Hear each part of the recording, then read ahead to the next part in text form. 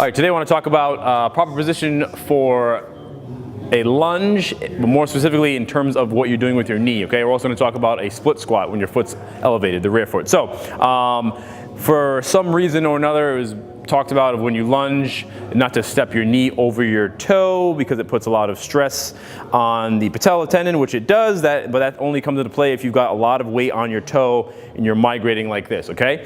And even that position, you don't even run in that position because you're pushing down and back. So, for example, a reverse step down or a step up. On the descent, a lot of people will get into trouble because they'll put a lot of weight on that back foot, okay? If you remember the lunge video we did a couple weeks back, refer to that as far as reversing under control and how much to control that you need, all right? So on the descent, I'm gonna shoot my knee forward, all right? What I tend to help people to do is I'll put my hand here and tell them to shoot their knee into my hand, and that'll force my weight down, okay, in a straight path. If you watch my shoulders, I'm not leaning back, nor is my body coming forward. I'm immediately shooting the knee forward to keep my weight centered, all right? So, because I got really long, goofy femurs here, I really have to put a lot of force by driving my knee forward, but my weight is still flatly on my foot, evenly distributed, okay? So, the same idea goes for when you're doing a split squat, all right?